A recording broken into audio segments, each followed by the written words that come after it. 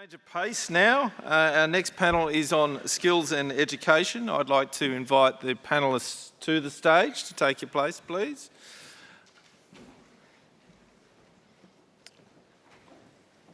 We have a fantastic breadth of experience to talk about what is needed and how we're going to get it in terms of skills and education, from technicians through to PhDs and back again. I welcome Melissa Nikolic back to the podium to run the panel through this essential component of the ecosystem. Thanks, Mel. Thanks, Quentin. How much time do we have? Whatever's on the count. Oh, right. The big numbers down the bottom there, I see. Thanks, Quentin, and welcome everyone to Panel 5, where we're going to discuss everything education, skills, workforce that we need to make the transition happen, particularly around batteries. My name is Mel Nikolic from QUT, and I'm really excited today that we have such an esteemed panel where we're going to discuss this very important topic. Just to set the scene, I might just start with some quick facts, which we've probably heard a few times today, but just to set the scene quickly on this. So we know that, at the moment, the numbers are telling us that with renewable energy technologies, they're predicted to rise to 82% by 2030. And at the moment, they anticipate this will be another $427 billion of investment to install 221 gigawatts of clean energy capacity by 2050. From a workforce perspective, in Australia, we need 59,600 boots on the ground by 2030 and 104,800 by 2050. So it's no mean feat. How are we going to achieve this? So today, that's what I'm hoping we can explore more with the panel. And I know we've got it's quite an important topic, and I'm keen to hear what the panel has to say. If we can maybe start with some brief introductions. Rod, starting with you, and then we'll go into some questions. Thanks, Mel. Rod Thiele is my name. I'm the Education and Training Manager for an organisation called Powering Australia. So we've been funded by the Australian Government to help build out Australia's clean tech manufacturing portfolio. So we have 14 people currently spread across the nation, and they're working in a range of sector areas, one of which includes batteries. So we've got Lenny and Kritika here from our Queensland node. That's their responsibility. My background is in science education, so I'm a chemist by training, but I've worked for the past 25 years in science education, connecting universities, science, industry, research, schools, universities and vocational education and sectors to hopefully get a focused effort to address not only the energy transition, but also perhaps increase participation in STEM and science technology more generally. So those are things that are passionate to my heart, and really appreciate the chance to contribute to the panel today, Mel. Thank you, Rod. Hi, my name's Kerry Williams. I'm here representing Engineers Australia today, but I also have my own power engineering company called K-BIK Power, which is a small consulting firm. Predominantly work in the power industry, but I also have a one day a week little side gig with QUT as Professor of Industry Practice in Power Systems, and that allows me to work with industry and the universities to bring research projects together. Now, within Engineers Australia, I'm also the chair of the electrical branch in Queensland, and also sit on the national board for the Electrical College. I also work in a number of working groups within Engineers Australia. One that I was on recently, looking at fire safety within the battery sector and trying to deal with fires and the safety issues and promote that into standards and make some changes. So I guess that's me, and I like to dig into a lot of those electrical side of things and make a difference, as well as the education of our people going forward in order to bring this technology to the fore and make it better in the future. Thanks. Hi, I can see the clock. My name's Beck. I'm from Manufacturing Skills Queensland. I think that's pretty self-explanatory. Peter Woodall from Stanwell Corporation. We're a government-owned corporation, originally we were a fossil fuel company. We're transitioning into renewables. My role as Future Pathways and Transition is what are those future skills and jobs we need, and what skills and jobs do we have now, and how do they transition across? But not just internally and for the industry, it's more for the future workforce. How do we build them up? Where do they come from? But also, what effect does transition have on the communities in which we operate in? We're looking to build, up to 10 gigawatts of renewables and 4 to 5 gigawatts of firming, where batteries has got a big part to play. So a couple of areas where that affects or things we've done is we've got a renewable service and maintenance company, which is purely to provide a pathway for people into the renewable space, so wind, solar, batteries. It was launched last year. They've got their first few contracts now. And the other thing we're doing, which is relevant to the previous panel, is we have a future energy innovation and training hub, which is where we can learn about the new technologies but test them at megawatt scale. So moving from the gigawatt lab scale to megawatt scale, and then so from an energy perspective to gigawatt scale. We've got a hydrogen customer, Australian hydrogen manufacturer, Hysata, who'll be testing a 4 megawatt electrolyser. We've got an MOU with ESI, who've got a 10 megawatt hour flow battery, which is on site now. We did have an arrangement with another flow battery company, which unfortunately didn't eventuate. But also doing research with CQU. We've got an MOU with them around hydrogen. But that's going to be a hub where we want to partner with other organisations from a skills training and research, but also test a product to get to that commercial scale. Shawn O'Sullivan, Executive Director of the TAFE Centre of Excellence Clean Energy Batteries. The caveat around that is 14 days into the job. 14 years with TAFE, so I understand the training sector, but the big thing for me is I've been working with a lot of people in this room about how do we advance that battery manufacturing piece. And we talk about the end user. The end user for us is the industry, the actual manufacturers, but for us it's about the beginning user. How do we bring that workforce in? How do we transition the existing workforce into the new technologies, giving them that value of their current experience and knowledge, moving them into that new technology, but also how do we open up that pathway for new people and trying to change the approach of that manufacturing sector. Like the manufacturing sector is normally known for auto. I'm a mechanic by trade. And when you look at that, it's dirty, grubby, but that's not what the industry wants to represent itself as anymore. So it's about changing that vision of what manufacturing's about and bringing a real STEM pathway into the vet sector so that we can actually support higher education pathways to be able to design and develop batteries in Australia so that we can remanufacture, so we can do disposal, destruction, recycling, and keep that whole life cycle in Australia. So when we know a bit more, we'll give you some more information. Thank you, Shawn. Thanks, everyone, for those intros. So maybe just to kick us off, and Rebecca, perhaps we'll start with you. From your perspective, there's just so many skills that are required. Are there ones that particularly stand out that come up time and time again that are starting to seem more critical than others, or is it all we just need it all now and quickly do it? I often say if I could manufacture people, then I'd be laughing because we need people. We need semi-skilled, skilled, trained. We need engineers. We need technicians. We need forklift drivers. You name it, we need it in all types of manufacturing. And I think Corey said it, or someone said it, we are in a global, it's not just us, this is a global challenge. And I just might add, I think when when you sent through some thought-provoking questions for us to think about, we were talking about how do we then address that. That perception piece is really interesting. We did some research with some 15 to 18-year-olds, their parents, their schools. We didn't tell them who we were first off for some of the qualitative stuff. So, it came up that it's blue singlets, old, and then we said, it's manufacturing skills. Oh no, well, we don't tell boys just to go, we tell girls. And the whole conversation changed when they found out who the research was for.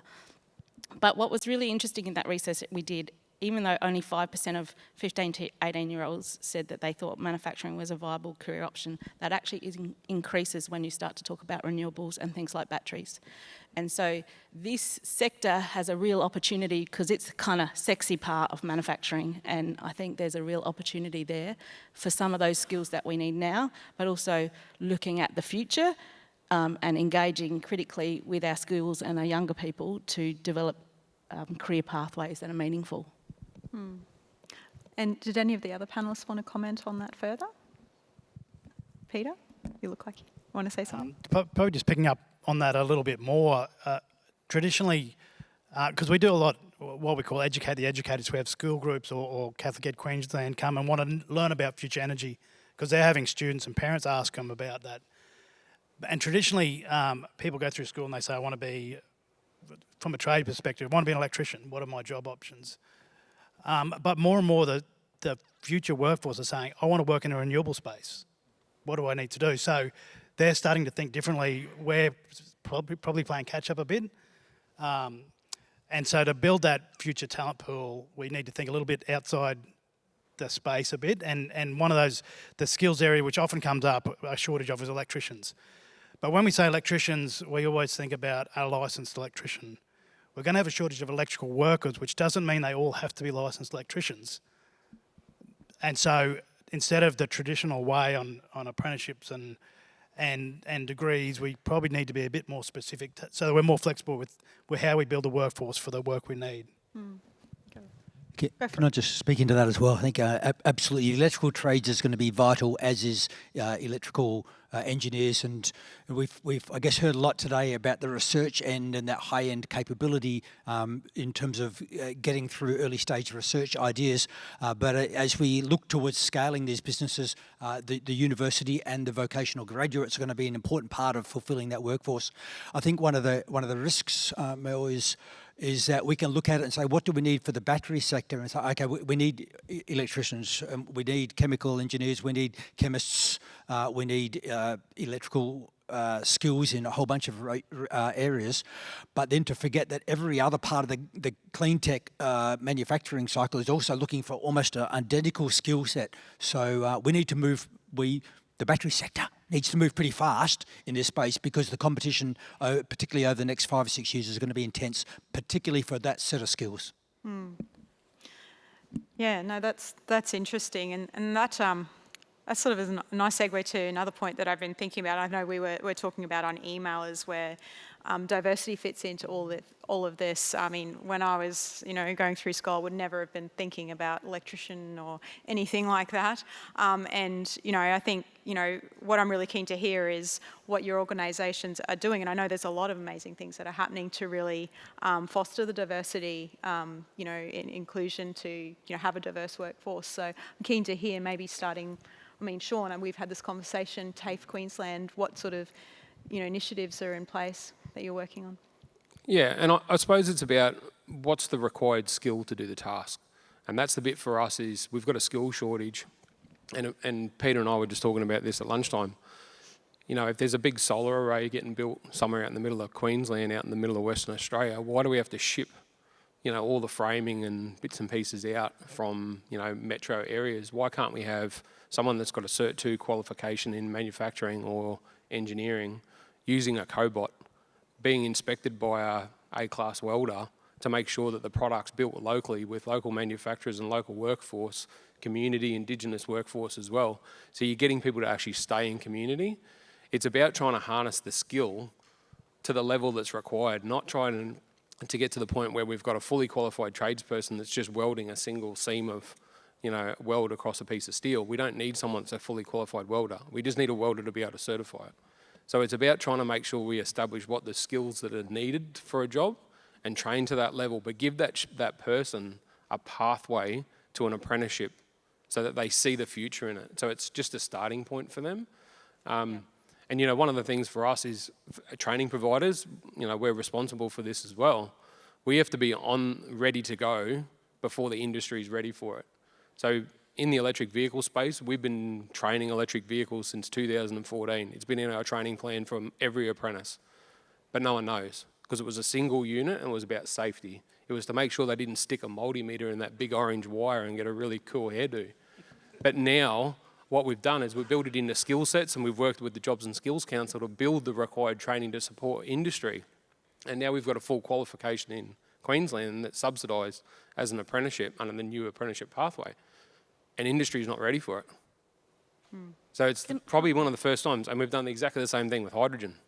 So we're standing at the coalface, and I hate to say it, but it's at the coalface, we've got to come up with a different word, but we're standing there with industry with a product that's ready, but a lot of the equipment's not ready to come online yet, so they're not ready for the training. But that's where we need to position ourselves. We need to take that risk to be developing resources and piloting them and testing them to make sure that they're ready to go when industry needs them. Yeah. Just bring it back to diversity, and some people might think, as the woman on this panel, we often go manufacturing, women, and we stop the conversation. And I'm not saying that we should be having conversations about more women in manufacturing, particularly in Queensland, because we're under the national average. But there's a whole lot of other cohorts in diversity, whether it's veterans, people with disabilities, people returning to work from mental health, that we're not having conversations about, or we're having very limited conversations about. At MSQ, we've just been afforded some funding. We're working with Queensland Disability Network to see if we can move the bar with disability in manufacturing.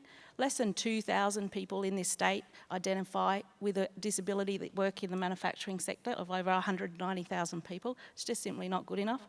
So, we're really keen, if people want to get involved, come and see me. But the diversity conversation needs to be broader than just women. It still needs to be about women, but we need to add to it. Maybe we'll go Kerry first and then Rod. Yep. Yeah, sorry. From an Engineers Australia point of view, we've actually seen a substantial decline in people coming into the energy sector. Now, and that's out of the universities. What we've actually found is that in reality, the education system has dropped the ball at the early years. Now, we're seeing jobs like cybersecurity, AI, all these sorts of medicines and so forth, non-engineering, non-trade type roles become social media highlights and really sexy jobs. The engineering side of things, whether you be a civil engineer or mechanical or electrical, whichever, they are not considered to be that sexy. And this persona of, oh, I'm just an engineer, it doesn't really mean a lot. We've got to change that over to be kind of like I'm an engineer and I actually make things and I change things for the world and make it a better place. The diversity in that is that back in the younger years, it is driving that STEM baseline, which other countries around the world are doing really, really well, but we have lost that. And in terms of diversity, getting the younger girls and the boys all together and understanding that science and technologies and engineering, mathematics, that is the way to go. That's where the world is going to go, and that's what we've got. We are changing our old fossil fuels. We're getting rid of that.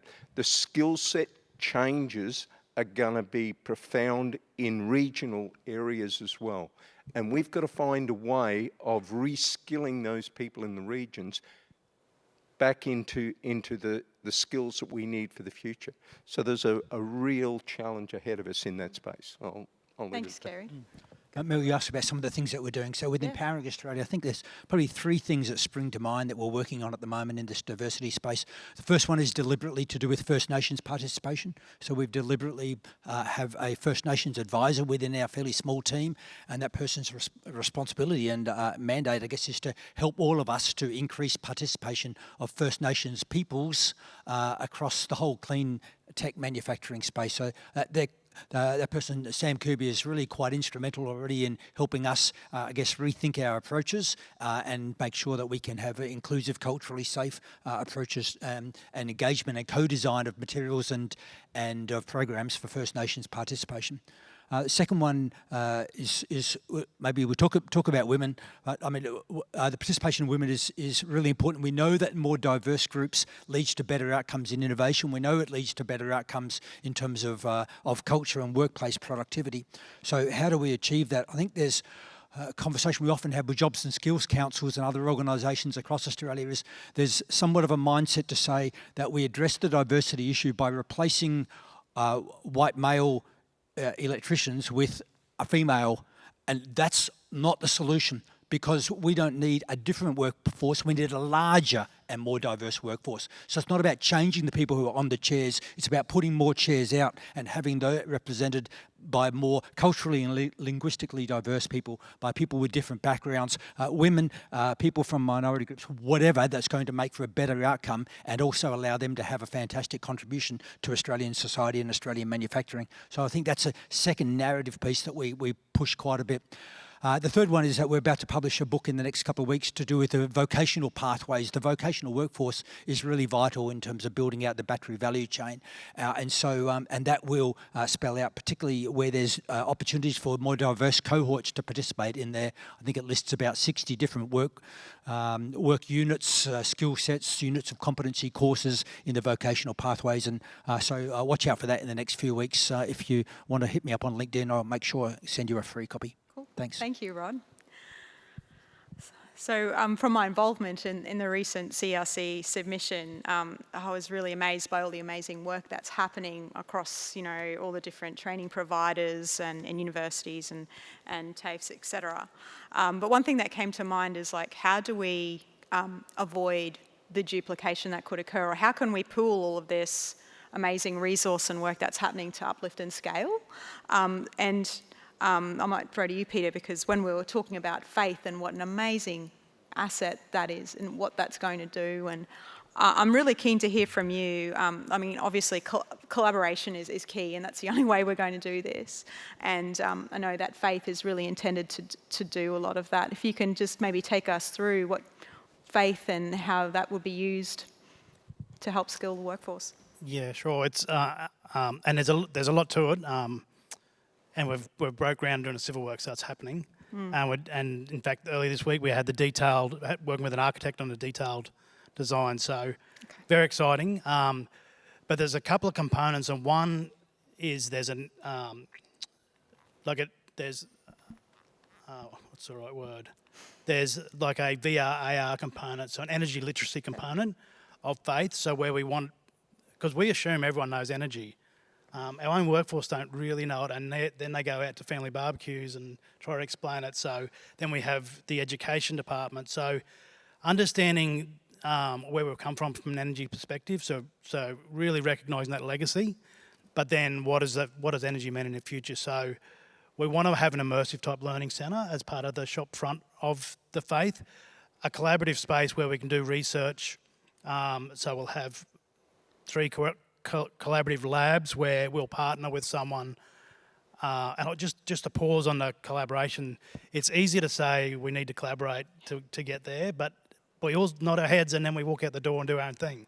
So true collaboration is a little bit further than that. We need to put our IP to a side to get where we need to be for the future, whether that's building the workforce or scaling up the tech. So we're going to have a few collaborative spaces inside the building where we can do some of that, understand how the systems integrate with each other, and 3 or 4 training rooms where we want to lease them out or partner with people to come and use the space. And then out in the field, there'll be 3 pads for like hydrogen electrolyzers and 3 or 4 pads for batteries, where it's almost like plug and play. So the infrastructure's there, people can bring their tech, plug it in, test it for 6 months, 3 years, whatever, and then take it away or scale it up. But also, how does that all interact in a microgrid? And we'll have, we've got a tender at the moment for Australian-made solar panels to be installed around the plant. Hopefully some sort of local manufacturing of the solar panel frames, and there's some interesting companies out there in that space. So then how does the whole lot work from a control room and a system integration perspective? And so the workforce, we want to bring the workforce in, give them exposure to the operations and maintenance of things like batteries at megawatt scale. How does it work from an operational point? How does it work from a maintenance point? Thank you. Kerry. Yeah, picking up on a couple of things that you said there in terms of the collaboration and so forth, I think the universities have got a real good place to play in this. They have a lot of resources that they can tap into to do the research into things.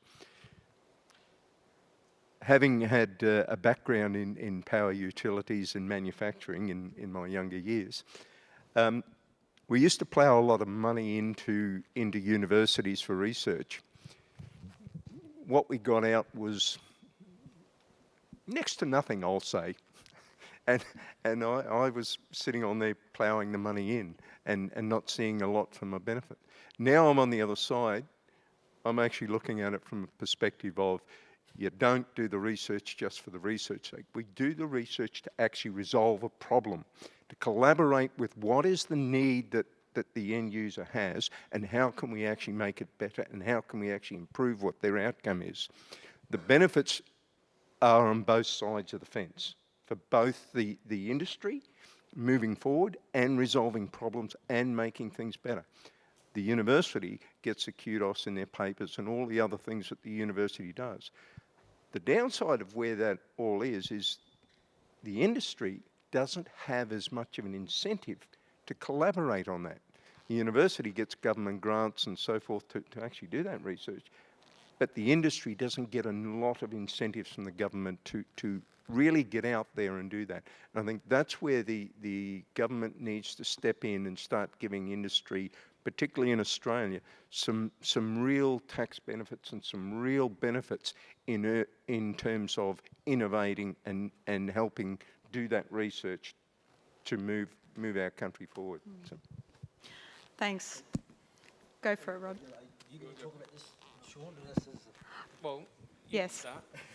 I mean, I want to float the boat of the National Centre of Excellence in Clean Energy Skills as, I guess, or one of several now. We've got a National Centre of Excellence in Clean Energy Skills, clean energy batteries. We've got one on EV servicing. We've got a couple started up in advanced manufacturing, including focusing on clean tech manufacturing. So these are national initiatives, totaling so far just in those alone $175 million worth of co-investment. That's just the cash component. So this is super exciting. And to me, that's a great model to say, let's actually cooperate rather than duplicate resources.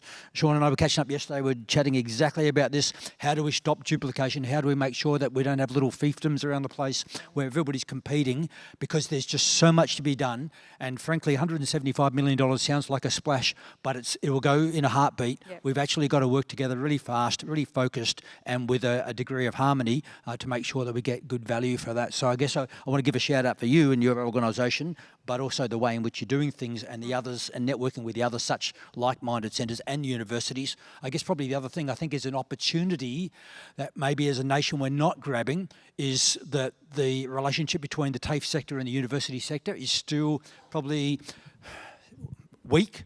I probably would say that frankly. It's not as strong as it should be and could be. And one of the growth areas for our workforce may and will be people who have got a trade qualification getting a top-up university qualification, or those who are university trained decided that they actually are best fitted on the tools and actually want to have a vocational experience, and having the synergies to be able to work together in a more harmonious way is another area where I think we've got some cheap wins ahead of us, but we need to grab. I just want to say though, it's broader than TAFE, it's the whole vet sector. Not just TAFE, and we often but it is the whole vet. And one of the things that we learned at MSQ when we were doing our research for our annual training plan, went up and down the state, talked to hundreds of people, is how the skill sets are just changing in manufacturing, and they're kind of to that point that we need to have a training system that is flexible and agile, and maybe, you know, it's not the mould that we have now, because people are kind of wanting to pick bits from here and bits from here and do this, and I want a short course and I want this and I want to, and there was a lot of talk about that sort of technical role between a trade and an engineering degree, and what does that look like, and we haven't got that quite right. So, you know, they're great discussions to have, and we need to have them collaboratively, I agree, but we need everybody in that room and industry as well. Yeah. Great. And that's probably the bit that I wanted to sort of focus on. The collaboration for the Centres of Excellence is not just with other TAFEs and training providers, it's actually industry, manufacturers, universities, because it's a real web of training requirements to support the industry grow. So, you know, even in the short period of time, we've reached out to New South Wales for their 2 Centres of Excellence. We've been in contact with Western Australia and Canberra, and we've already put a bit of a map together about where our potential crossovers are, and making sure that we're working together in those sectors so that we don't duplicate the work, but we support each other. And that's where those industry contacts then lead into partnerships in other states and territories, not just based in one state. How do we support a national approach for this? And it becomes nationally consistent then. So, you know, it supports the whole of Australia to develop this sector. Thanks, Shawn. Couldn't agree more with that. We've got 2.5 minutes left, so I'm going to put a challenge now to the panel. Okay, so in, I don't know, maybe 15 seconds or less, if you had a magic wand and you could wave it to fix our workforce problems, to make the biggest impact, what in your opinion, what would that be? I'll start with you, Shawn. You got the magic wand. 15 seconds. No. I'll go first. We need to change what we're doing in schools. Yep, that's a good one. And I only took 10.